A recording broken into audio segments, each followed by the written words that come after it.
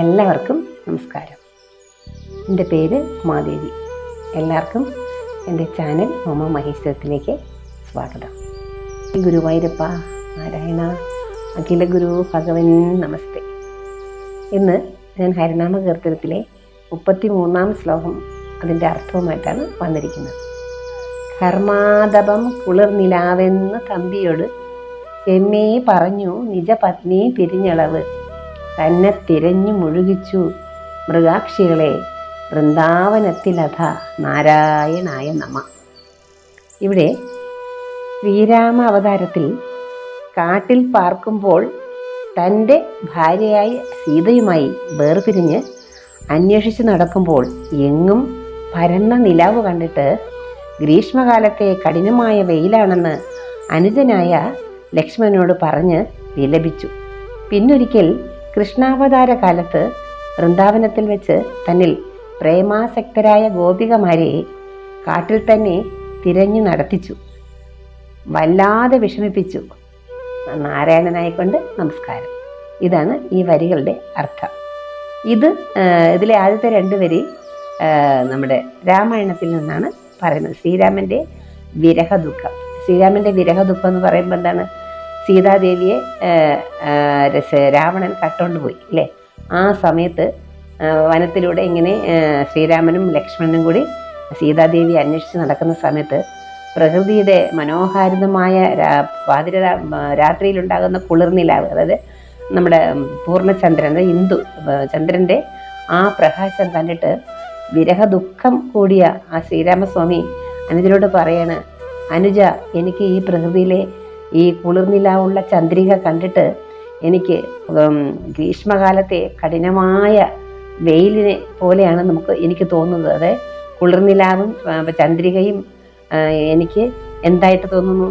എനിക്കത് കഠിനമായ താപമായിട്ട് തോന്നുന്നു. അതാണ് ഇവിടെ കർമാതപമെന്ന് ആചാര്യൻ വിവരിച്ചിരിക്കുന്നത്. അപ്പോൾ നമുക്ക് സാധാരണഗതിയിൽ ഒരു പ്രണയം, അതായത് പ്രണയ ദുഃഖം, അതായത് ഭാര്യാവിരഹം അല്ലെങ്കിൽ കാമുകിയുടെ വിരഹം അല്ലേ, ഇങ്ങനെയൊക്കെയുള്ള വിരഹം എന്ന് പറയുന്നത് നമ്മുടെ മനസ്സിനെ അത്രയ്ക്കധികം വളരെയധികം ബുദ്ധിമുട്ടിക്കുന്ന ഒരവസ്ഥയാണ്. അത് പ്രകൃതിയിലെ ഏതവസ്ഥയിലും ഭാര്യ ഭർത്താക്കന്മാരായിട്ട് പിരിഞ്ഞാലും പിന്നെ കാമുകന്മാരായിട്ട് പിരിഞ്ഞാലും ഒരേ അവസ്ഥ വരും. സ്നേഹമുള്ള ഹൃദയങ്ങളാണെങ്കിൽ ഒരു ഭയങ്കരമായ ഒരു ബുദ്ധിമുട്ടായിരിക്കും. ആ പ്രണയത്തിൻ്റെ വിരഹത്തെ ഏതിനോടാണ് ഉപമിച്ചിരിക്കുന്നത് കണ്ടോ? അതായത് ചന്ദ്രികയായാലും സൂര്യനായാലും ഒരുപോലെയാണെന്ന്. അതായത് സൂര്യൻ്റെ ആ അത്രയും കഠിനമായ ആ ചൂട് രാത്രിയിലെ ചന്ദ്രിക രാമന് അനുഭവപ്പെടുന്നതെന്ന് ഇവിടെ ലക്ഷ്മണനോട് പറയുന്ന ഭാഗമാണ് ഈ ആദ്യത്തെ 2 വരി. കർമാതപം കുളിർനിലാവെന്ന് തമ്പിയോട് ചെമ്മേ പറഞ്ഞു നിജ പത്നിയും പിരിഞ്ഞളവ്. അതായത് തൻ്റെ പത്നി സീതയെ രാവണൻ അപഹരിച്ചതോടെ ശ്രീരാമലക്ഷ്മണന്മാർ ജാനകിയെ തിരഞ്ഞ് കാട്ടിലെങ്ങും സഞ്ചരിക്കുകയാണ്. അക്കാലത്ത് പ്രകൃതിയിലെ സൗന്ദര്യം മുഴുവൻ വിരഹിയായ രാമന് ദുഃഖപ്രദമായി തോന്നി. അത് എന്തുകൊണ്ടാണെന്ന് മനസ്സിലായ അതായത് ശ്രീരാമസ്വാമി മായ മനുഷ്യനായിട്ട് അവതരിച്ചില്ലേ? ആ സമയത്ത് മാനുഷികമായ ഭാവം, അതായത് മായ കാട്ടുന്ന ജാലമാണത്.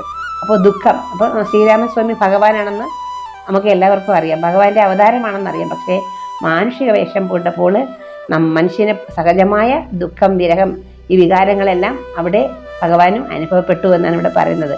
അത് എങ്ങനെ അനുഭവപ്പെടുന്നു, അതിൻ്റെ ആ തീവ്രതയാണ് ഇവിടെ കാണിച്ചിരിക്കുന്നത്. വിരഹത്തിൻ്റെ എന്തിൻ്റെ പ്രണയം അല്ലെങ്കിൽ ഭാര്യാവിരഹം, അതായത് ഏകപത്നി വ്രതമുള്ള ആളാണ് നമ്മുടെ ശ്രീരാമസ്വാമി.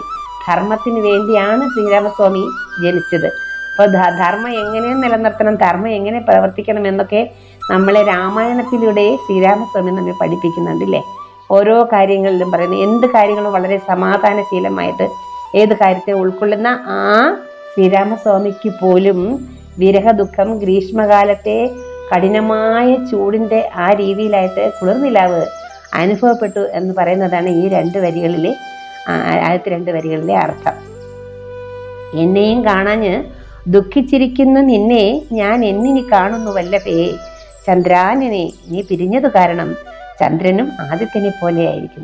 നമുക്ക് പ്രിയപ്പെട്ടെന്ന് പറയുമ്പോൾ അത് നമ്മുടെ സഹധർമ്മിണി അല്ലെങ്കിൽ നമ്മുടെ പതി ഇല്ലെങ്കിൽ അതാണ് നമ്മുടെ ഏറ്റവും കാമുകി എന്നുള്ള ഭാവം. നമ്മൾ എത്രയാണ് കരൾ കൊടുത്ത് സ്നേഹിക്കുന്ന ആ ഒരു ഭാവം, അതിനെയാണ് ഇവിടെ പ്രണയം, അതിൻ്റെ വിരഹം വല്ലാത്തതാണെന്ന് കാണിച്ചിരിക്കുന്നതാണ് ഇവിടെ ഈ വരികളിലൂടെ ആചാര്യൻ.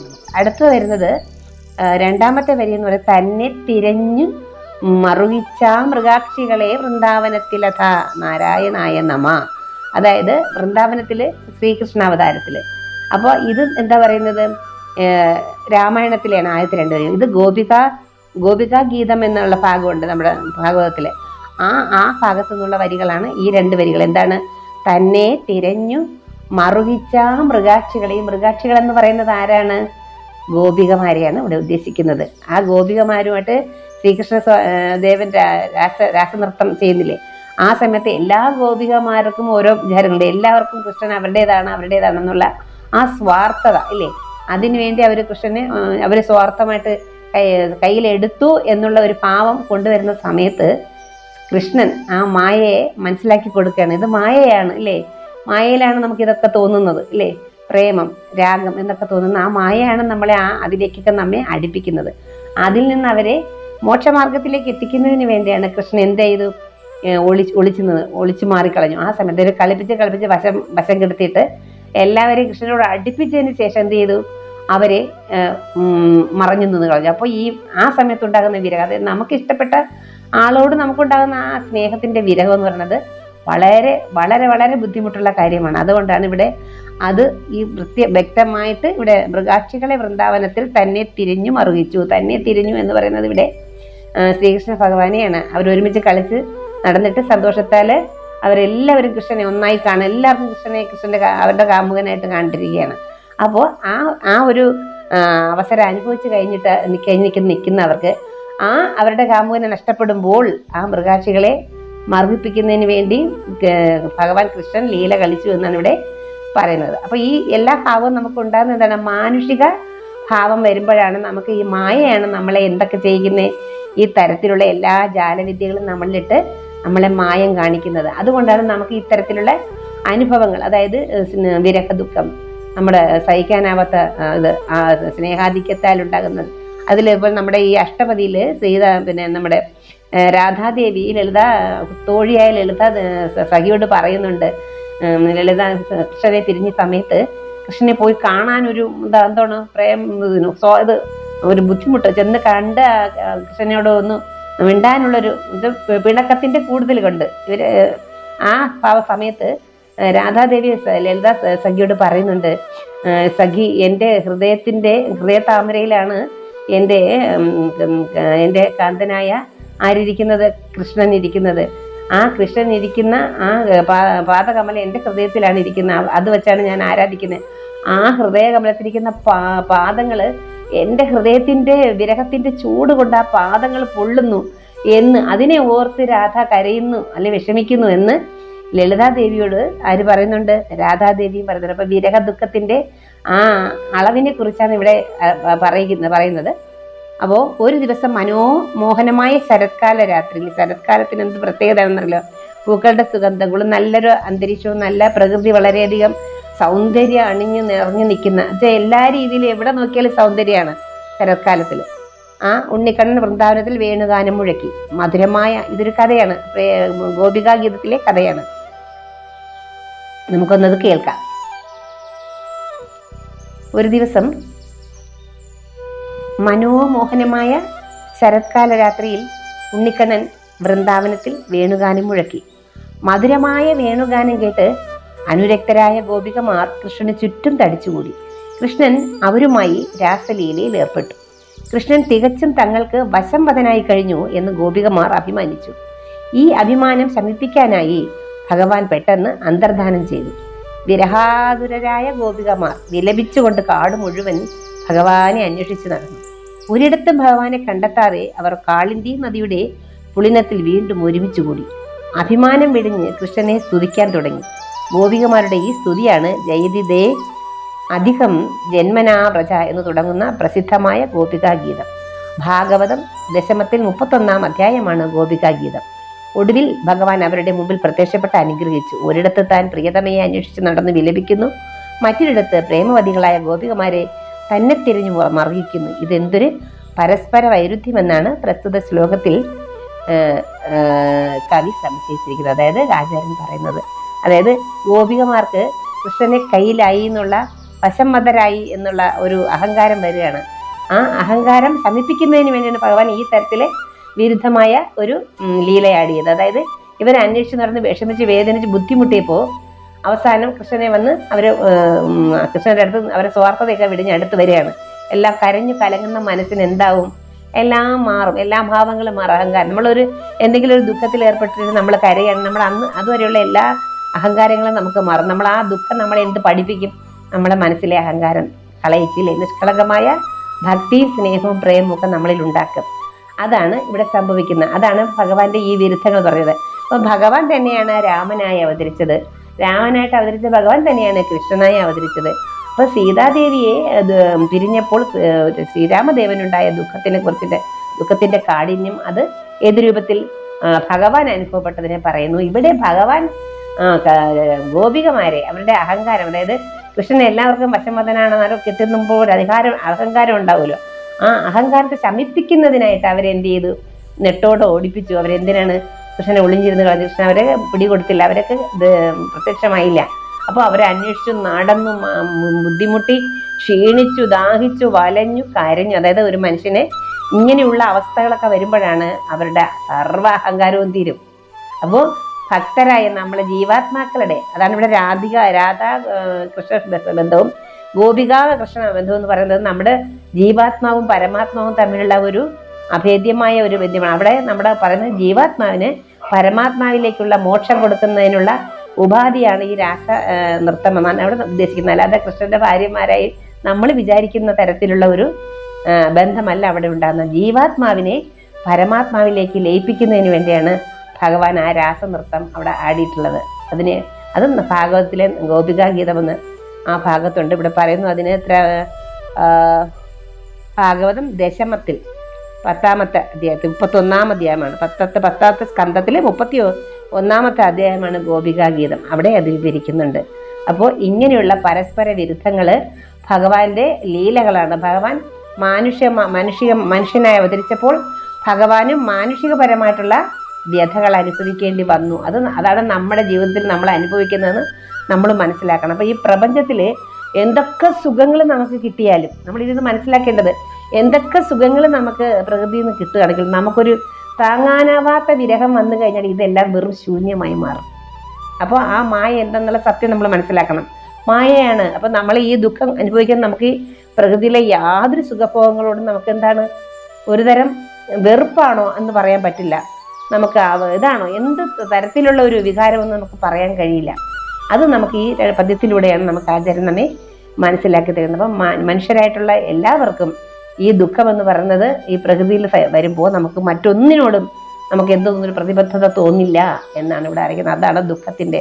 അപ്പോൾ ദുഃഖവും സുഖവും നമ്മൾ ഒരുപോലെ കണ്ട് എന്താവണം, അതിനെ ഒരേ രീതിയിൽ കൊണ്ടുപോകാനുള്ള ഒരു മാനസിക അവസ്ഥ. അതായത് നമ്മൾ ഇവിടെ കൃഷ്ണ എന്ന് വിളിക്കുമ്പോൾ പൊതുവെ പറയാ കൃഷ്ണ എന്ന് നമ്മൾ ആത്മാർത്ഥമായി വിളിച്ചു കഴിയുമ്പോൾ നമ്മുടെ ഉള്ളിൽ ആദ്യം ഉണ്ടാകുന്നത് എന്താണ്? സമാധാനം ഉണ്ടാകും. നമ്മൾ വികാരത്തിന് അടിമയാകാറില്ല. എന്താണ്? സ്ഥിതപ്രജ്ഞനായിട്ട് മാറും. എന്താണ് കാണുന്നത്, എന്താണ് മനസ്സിലാക്കുന്നത്, മനസ്സിന് സമാധാനം ഉണ്ടാകുന്ന വാക്കുകളാണ് ഭഗവാന്റെ നാമങ്ങൾ. അതുകൊണ്ട് ഈ ഭഗവാന്റെ നാമങ്ങൾ നമ്മൾ ഉച്ചരിക്കുന്നതോറും കൃഷ്ണ, മുകുന്ദ, മാധവ, വാസുദേവ, ഗോവിന്ദ, ഗോപാല, ഇങ്ങനെ ഓരോരോ വാക്കുകൾ ഭഗവാന്റെ നാമങ്ങളുണ്ട്. ഈ നാമങ്ങളൊക്കെ തന്നെ നമ്മൾ നാമം ജപിക്കുമ്പോൾ നമ്മുടെ മനസ്സിന് കിട്ടുന്ന ഒരു ആനന്ദവും സമാധാനവും വേറൊന്നിനും കിട്ടില്ല. അതിനുള്ള കഴിവ് കൃഷ്ണ ഭഗവാന് നമ്മളോടും ജീവാത്മാക്കളായ നമ്മളോട് ഇതുണ്ട്. അപ്പൊ അതുകൊണ്ട് നമ്മളിൽ ശാന്തതയുണ്ടാക്കും.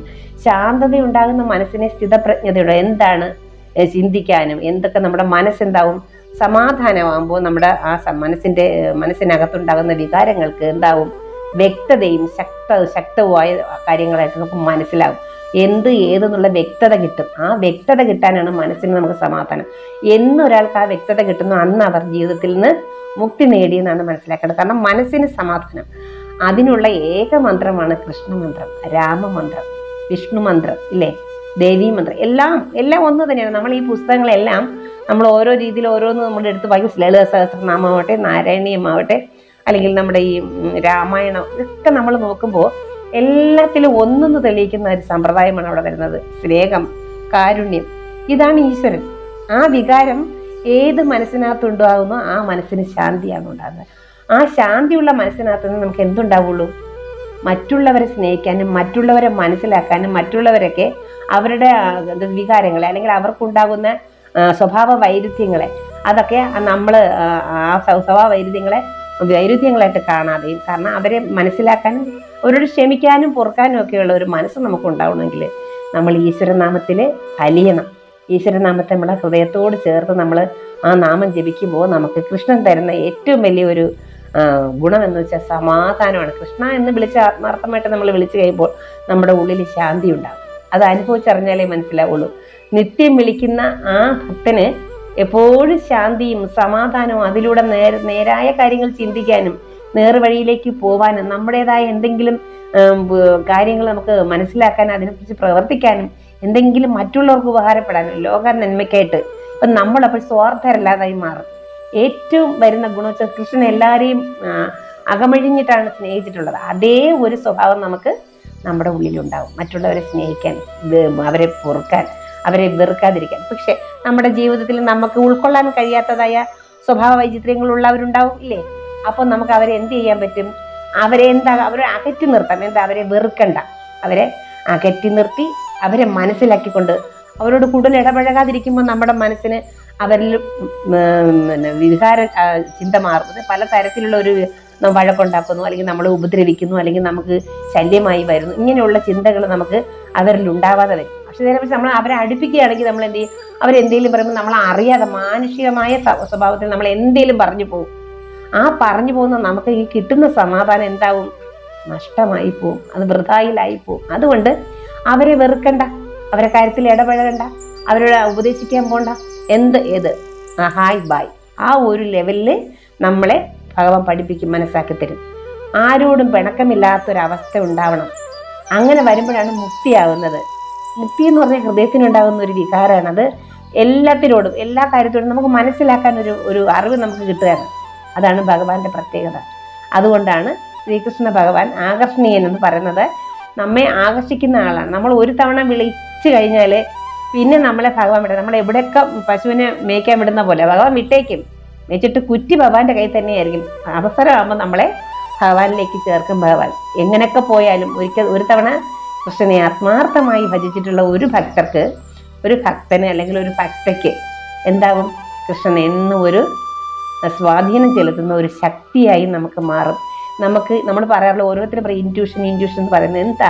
അത് ഭഗവാനാണ്. നമ്മൾ കൃഷ്ണാന്ന് വിളിച്ച് ആത്മാർത്ഥതയോടെ വിളിച്ചു കഴിയുമ്പോൾ അവിടെ കൃഷ്ണൻ തെളിഞ്ഞു. ആ ഭഗവാൻ എന്ത് ചെയ്യും? നമ്മളെ നേർവഴിക്കുന്നതായിരിക്കും. നമ്മൾ എങ്ങോട്ടെങ്കിലും പോകാൻ ഇറങ്ങുമ്പോൾ പറയാം, ഇന്ന് അവിടെ പോകണ്ട, അല്ലെങ്കിൽ ഇന്നതുപോലെ സംസാരിക്കണ്ട, ഇന്ന് ഇത് കൊണ്ടുപോയി കൊടുക്കണ്ട. ഓട്ടോമാറ്റിക്കലി നമുക്കിത് ഉണ്ടാകും. ഏതൊരു ഭക്തർക്കും ഉൾവിളി എന്ന് പറയും. നമ്മൾ പച്ച മലയാളത്തിൽ പറയും ഉൾവിളി. ഇത് നമുക്ക് ഭഗവാൻ തരുന്ന അനുഗ്രഹമാണ്. അങ്ങനെ മറ്റുള്ളവരോട് ഒരു വിരോധങ്ങളും കാണിക്കാതെ, ആരുടെ കാര്യത്തിലും അമിതമായി ഇടപഴകാതെ നമ്മൾ സ്വയം നമ്മളിലുള്ള കാര്യങ്ങൾ മനസ്സിലാക്കാനും നമ്മളിലെ മോശത്തരങ്ങൾ എന്തെങ്കിലും അത് ഒഴിവാക്കാനും നമ്മളെ കൊണ്ട് മറ്റുള്ളവർക്ക് എന്തെങ്കിലും ഉപകാരം ചെയ്യാനും എന്നൊക്കെയുള്ള ഒരു ഭാവം നമ്മളിൽ ഉണ്ടാവണം. അതാണ് ഇവിടെ കാണിക്കുന്ന കണ്ടോ, ഗോപികമാരോട് കാണിച്ചത് കണ്ടോ. സ്വന്തമാക്കി എന്നൊന്നും അങ്ങ് അഹങ്കരിക്കണ്ട. ഇവിടെ ആർക്കും ആരെയും ഒന്നും സ്വന്തമാക്കാൻ പറ്റില്ല. അവിടെ എന്താണ് വേണ്ടത്? താഴ്മയാണ്. ഭഗവാനോട് വന്ന് അവർ അങ്ങേയറ്റം അനുഭവിച്ചിട്ട് വന്ന് താഴ്മയായിട്ട് ഭഗവാന്റെ മുമ്പിൽ വണങ്ങുന്നു ഇല്ലേ? അപ്പോൾ നമുക്ക് എല്ലാവർക്കും വേണ്ടുന്നതാണ് ഈശ്വരനോട് വണങ്ങുന്നൊരു സ്വഭാവം. ഈ വണങ്ങുന്ന സ്വഭാവം നമ്മളിൽ മറ്റുള്ളവരിലും വണങ്ങാനും ക്ഷമിക്കാനും പൊറുക്കാനും സഹിക്കാനും ഒക്കെയുള്ള നല്ല ഗുണം ആ ഗുരുവായൂരപ്പൻ നമുക്ക് എല്ലാവർക്കും തരട്ടെ, അല്ലെങ്കിൽ നൽകട്ടെ എന്ന് നമുക്ക് ആത്മാർത്ഥമായി പ്രാർത്ഥിച്ചുകൊണ്ട് ഇന്നത്തെ സത്സംഗം നിർത്തുന്നു. നന്ദി, നമസ്കാരം. അടുത്ത ശ്ലോകവുമായി ഞാൻ അടുത്ത ആഴ്ച വരുന്നതാണ്.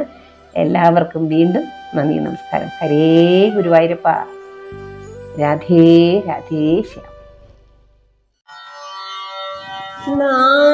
നാരായണായ നമ നാരായണായ നമ നാരായണായ നമ നാരായണ നാരായണ സകല സന്താപനാശന ജഗന്നാഥ വിഷ്ണു ഹരി നാരായണായ നമഃ. കർമാതപം കുളിർ നിലാവെന്നു തമ്പിയോടു ചെമ്മേ പറഞ്ഞു നിജ പത്നി പിരിഞ്ഞളവു തന്നെ തിരഞ്ഞു മഴുകിച്ചു മൃഗാക്ഷികളെ വൃന്ദാവനത്തിലഥ നാരായണായ നമഃ. നാരായണായ നമഃ. നാരായണായ നമഃ. നാരായണായ നമഃ. നാരായണ നാരായണ സകല സന്താപനാശന ജഗന്നാഥ വിഷ്ണു ഹരി നാരായണായ നമഃ.